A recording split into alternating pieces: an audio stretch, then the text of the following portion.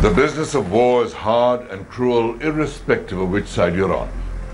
A captured diary of a Pakistani infantry officer described how his company had 71 men when they crossed the LOC and took up positions near Kargil in India. 25 of those 71 were evacuated because of altitude sickness before the war even began. No replacements ever came. The soldiers were left to their fate as the Indian Air Force bombed their supply lines.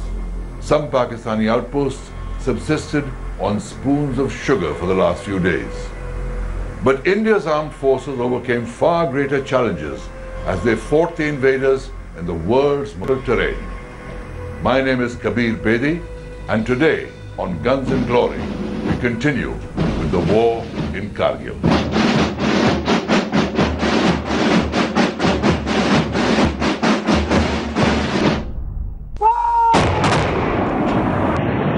As the Indian Army and Air Force began operations in Kargil, the chief of the Pakistani Army, General Pervez Musharraf, went on an official visit to China. Between May 26th and May 29th, 1999, he had several conversations over the phone with his trusted chief of staff, Lieutenant General Muhammad Aziz. In one of them, General Aziz reported about a meeting chaired by Nawaz Sharif, at which the chiefs of the Pakistan Air Force and Navy complained to Sharif that Musharraf had kept them in the dark about the invasion of the Kargil heights. इस सारे operation की कामयाबी की बुनियादी वजह यही है कि इन्होंने लोगों को नहीं बताया। अगर ये बताया जाता तो हमारा तजर्बा ये कहता है जैसा पहले सारी कोशिशें नाकाम होती रही, ये भी नाकाम हो जाती। This telephone conversation was intercepted by RAW, India's intelligence agency, and made public. The transcripts were distributed to foreign embassies in Delhi. At once the world knew that from the beginning, Kargil had unquestionably been an operation of the Pakistan Army.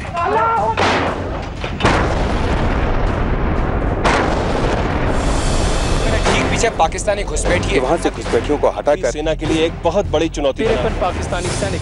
The Kargil war was extensively covered on the ground by both the Indian as well as foreign electronic media. The government of Atal Bihari Vajpayee effectively used the media to convey to the world the level of duplicity that Pakistan was practicing. Access was given to the Indian media by the Vajpayee government, but the focus of the Vajpayee government really was, on the body bags, because they wanted to whip up this passion and frenzy.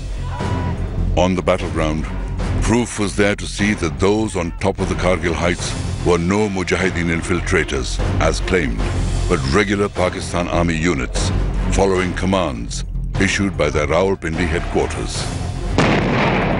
Each deadly thrust up the treacherous terrain of Kargil by the Indian Army was broadcast for the nation to see. मेरे ठीक सामने उस पहाड़ी पर घुसपैठियों ने कब्जा जमा रखा है।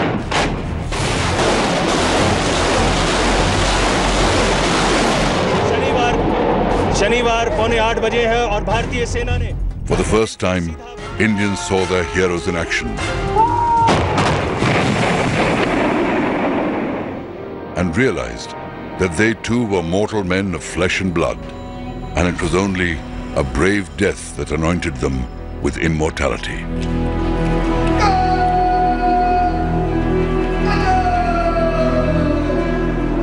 The people who won the Kargil war for us were really the junior officers and the mid-level officers. I would say even the senior leadership failed because they kept touting the official line that, it was some rats have come in, we'll be able to clear them in 48 hours. As we know, the war went on for over 2 months. The final assault to capture Point 5140 began from different directions. 3 battalions, 1 each from the Garhwal Rifles, Jammu and Kashmir Rifles, and the Naga Regiment were given the task of evicting the Pakistanis. Captain Vikram Batra of the 13 JAK Rifles and his Delta Company were among those tasked with recapturing Point 5140. Nicknamed Sher Shah for his unstinting courage, Captain Batra decided to attack from the rear to surprise the enemy. Vikram Batra's company and another company, Bravo company and Delta company, was supposed to go through and climb a vertical cliff face to point, this 5140, which was the most dominating height in that area. From there they could see for miles around, and tackling that was not a joke. They finally assaulted it from the cliff face. They actually crawled up the cliff, and the Pakistanis were so surprised. They never expected an assault from the side. They were firing from the direction of the gentler slope, this relatively gentler slope where they thought they would come up from. And the entire there was a fierce hand-to-hand fighting there. The entire Pakistani garrison was either killed, most of them fell to their deaths from that steep height in trying to get away. Inspired by the extraordinary courage of Captain Batra, the 13 JAK rifles charged the enemy position and captured point 5140 at 3:30 in the morning on June 20th, 1999. Once we took the Pakistanis off this, thereafter it was, the turning point of that war. It was the turning point of that war. They could not, their artillery observation post officers could not then bombard our lines of communication. The capture of point 5140 set in motion a string of successes like point 5100, point 4700, Junction Peak and 3 Pimples. Captain Batra led his men to even more glorious victories with the recapture of point 4750 and point 4875. One of their boys was hit badly and he was lying in the open and he was crying, "Somebody get me, somebody help me." So one of the JCOs of Vikram Singh, he said, "Sir, I'll get him." Vikram laid a hand on his shoulder and he said, "Tu baal bachedar hai, main shara hu. You are married. Look, I have nobody behind me." He went to get that boy out. He dragged him out, and as he had almost brought him to safety, that is the time the Pakistani sniper shot him through his chest. In the early hours of 7th July 1999, Captain Batra fell in battle while rescuing an injured officer during an enemy counterattack. He was awarded the nation's highest honor for gallantry, the Paramveer Chakra. Pakistan had thought that the scare of a nuclear war would force the Western powers to intervene. More importantly, Pakistan wanted Kargil to be linked to the bigger issue of Kashmir. But for once it seemed no one was ready to listen to Pakistan. The international community realized that Pakistan was playing a dangerous game, and even Pakistan's traditional allies, Turkey, the OIC, and even China, did not come out in support of Pakistan. In fact, Kargil bust the myth of an all-weather relationship existing between China and Pakistan. The Prime Minister of Pakistan, Nawaz Sharif, had been trying to get America to come out in support. The Pakistan Foreign Ministry kept up a constant litany of how India was violating the sanctity of the LOC. In my lifetime. But on June 15th, President Bill Clinton urged Nawaz Sharif to pull his troops out of Kargil. In the same statement, President Clinton praised India's restraint in keeping the war localized. The same United States of America, which wasn't looking at this region till 1998 when we went nuclear, had already started contacting the Vajpayee government. On June 17th, the Prime Minister's security advisor, Brajesh Mishra, went to Geneva to meet the G8 leaders and brief them about Kargil. He also handed over a letter from the Indian Prime Minister for the US President. The letter warned that India's patience was running thin and, if required, India would be forced to cross the LOC and take the war to Pakistan.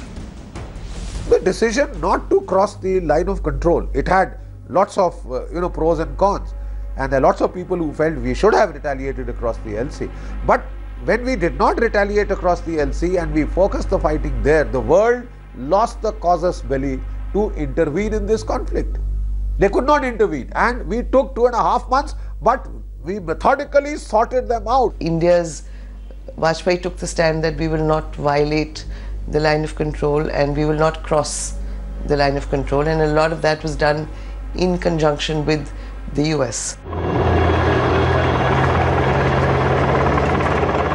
Right from the beginning of the conflict, India had been very clear that it would respond with force. But many measures were taken to deter Pakistan from escalating the conflict into a full-scale war. On May the 20th, even before Indian action on the ground began, the Indian Navy was put on full alert. Naval and Coast Guard aircraft began a continuous surveillance along the western coast. A lot of ships of the Eastern Fleet were brought to the Western Fleet. They sailed out, almost readied themselves to more or less carry out a blockade of, ready to carry out a blockade of Pakistan. You know, choke their harbors at Karachi and elsewhere. And the Pakistanis were shaken.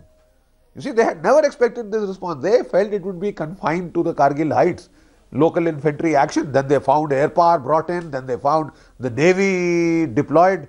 You see, that is what shook them up. Amphibious forces of the Indian Navy from the Andaman Islands in the east were moved to the western seaboard. As the exercise shifted westwards, Pakistan moved all its major warships out of Karachi. It also had to escort oil tankers from the Gulf, anticipating attacks or a blockade by Indian ships, which limited their supplies. Prime Minister Nawaz Sharif later disclosed that at the time, Pakistan had just 6 days of fuel to sustain itself if a full-fledged war had broken out. While the Navy kept a watch on the sea, the fighting in the mountains intensified. But the all-important Tiger Hill still remained in Pakistani hands.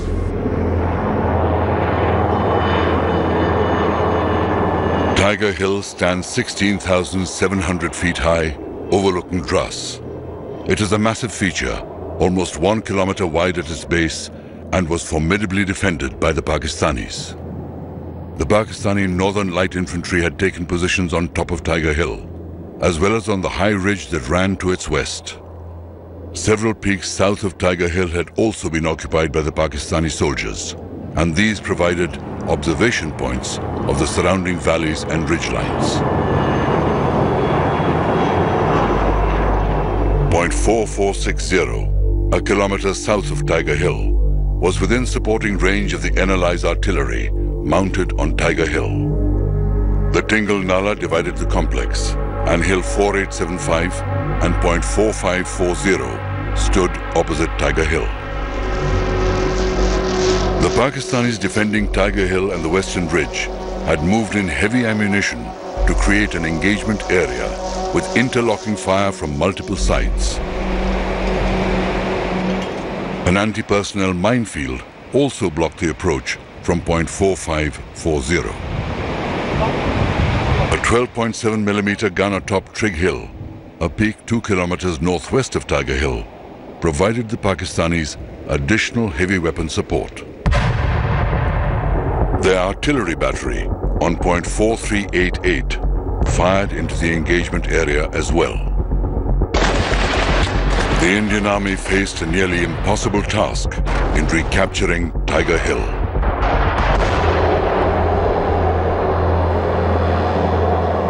India had captured Point 4460 in late May, and this provided a base to direct fire onto Tiger Hill.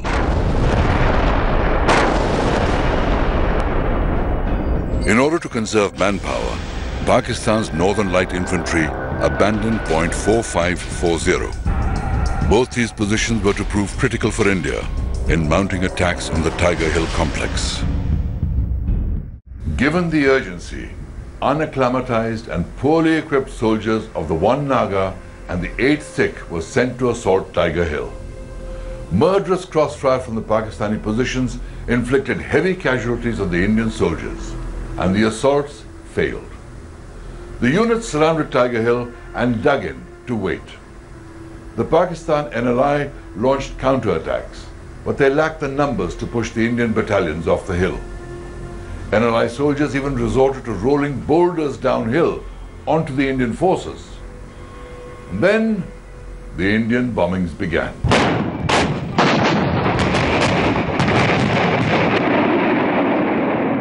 As India's massive bombardment began, it stretched the Pakistani positions to the limit. India continued pounding the forward slopes of Tiger Hill and the ridge. with as many as 1,200 rounds exploding every 5 minutes.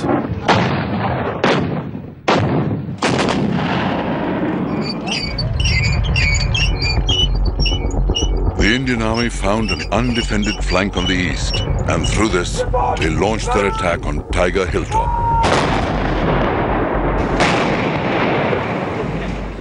At the same time, a small raiding party penetrated Pakistan's line of defense on the western ridge. 25 soldiers of the 18 Grenadiers were ordered to advance and capture Tiger Hill. After scaling the rocks for 3 nights, they were just 50 meters below Tiger Hill when a stone slipped, giving away their position. Seeing this, the enemy opened up heavy machine gun, grenade and rocket fire, and in hand-to-hand fight, the team leader Havaldar Madan Lal and 5 soldiers got killed. But 7 soldiers who were near the Pakistani bunkers could neither advance nor retreat. One of them was Grenadier Yogendra Singh Yadav. Sensing the gravity of the situation, Yogendra Yadav wanted to silence the automatic fire of enemy machine gun which was coming from a bunker by throwing a grenade inside it. He mustered up his courage, crawled up to the bunker and lobbed grenades inside the machine gun bunker and killing 4 Pakistanis in it. Yogendra Singh sustained 15 bullet injuries and was the sole survivor of the 7 soldiers of the 18th Grenadiers who stayed on to fight the Pakistanis. यहाँ पैर में हाथ में गोली मारी, last में उसने यहाँ पे गोली मारी। तो 3 दिन तो हो गए थे पहाड़ी में चलते चलते, पूरी पैंट फट चुकी थी पीछे से। तो पर्स रखा हुआ था यहाँ पर, पर्स में कुदरती तौर पर जो है गिलट के 5-5 रुपए के कई सिक्के थे। जब उसने गोली मारी तो वो सिक्के पे लगी तो रिकोचिट होगी गोली, तो मुझे एहसास लगा कि मैं मर गया। जब उसका दूसरा जवान बंदा साथी जो हमारे साथ पास आया वेपन उठाने के लिए, उसने मेरा AK-47 उठाया और वापस मुड़ा, तो मेरी एकदम आंखें खुली ऐसे जैसे नींद से जगा हूँ। अंदर से एक आया कि अब यार अभी तक नहीं मरा, तब मरेगा भी नहीं। मैंने अपना एक ग्रेनेड निकाला और उसके ऊपर ऐसे थ्रो कर दिया। The injured Grenadier Yadav single-handedly kept on fighting and before falling unconscious passed on a vital piece of information. The Pakistanis were about to retreat. For his bravery, Yogendra Singh Yadav was awarded the Paramveer Chakra.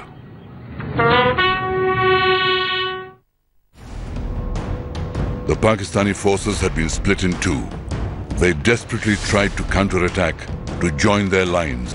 On July 8th, facing near certain defeat, the NLI abandoned Tiger Hill, leaving all their dead behind. While most of the Kargil war was fought around Kargil, there was one battle which was fought on the Siachen Glacier. Pakistan's NLI had occupied the Balal Post, 19,000 feet high, the highest point that divides Indian and Pakistani positions in Siachen, a height where soldiers have to fight for every breath. In an amazing feat of mountaineering, 48 heroic men of the Indian Army climbed 1,800 feet of near vertical rock face to surprise the Pakistanis and recapture Balal Post on June the 27th, 1999. Such is the grit of the Indian soldier. But for the Kargil war to end, Nawaz Sharif had to rush to Washington. On June 27th, Pakistan's army chief announced at a press conference that Prime Minister Nawaz Sharif would shortly be leaving for Washington to meet President Bill Clinton to find a solution to the Kargil crisis. At that time, Nawaz Sharif was in Beijing, meeting the leaders of China. On June 28th, he abruptly ended his China visit and returned to Pakistan. In Washington, President Clinton changed the dates of his planned vacation to meet Nawaz Sharif. The US had even pushed for Prime Minister Atal Bihari Vajpayee to travel to Washington, but Vajpayee refused. Bill Clinton met Nawaz Sharif on July the 4th. Behind the scenes, Pakistani and US officials sat across the table to hammer out the exact wording for the declaration that would follow. Bill Clinton's national security advisor, Samuel Berger, constantly discussed the wording with Vajpayee's security advisor, Rajesh Mishra, in Washington. In Delhi, Prime Minister Vajpayee waited for President Clinton to call and tell him that Pakistan would withdraw its remaining troops with immediate effect.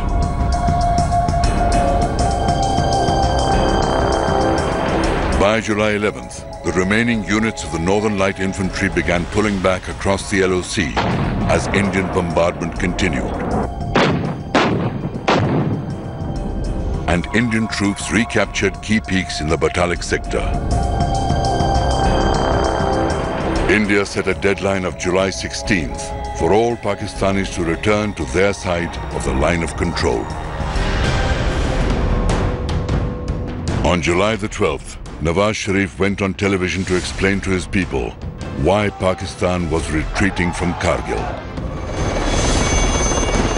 The war in Kargil officially ended on 26 July, but it had far-reaching consequences for the future.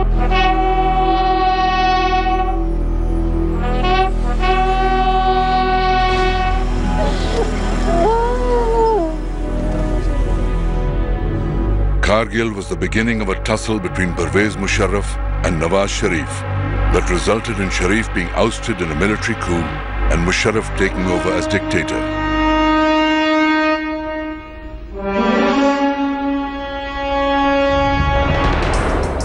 Today, the wheel has turned again, with Nawaz Sharif back in power and Musharraf being tried for treason.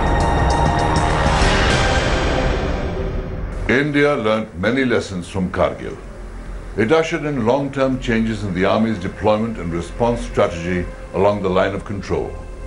As the economy boomed, defense spending kept going up year after year. Kargil also made the Bofors guns legendary. And in Kargil, the Indian Air Force wrote the instruction manual for high-altitude air warfare. But war is war. And where there are guns and glory, there is also terrible death and suffering. We end this series with the idealistic hope that there are no more wars and that glory not depend on the barrel of a gun.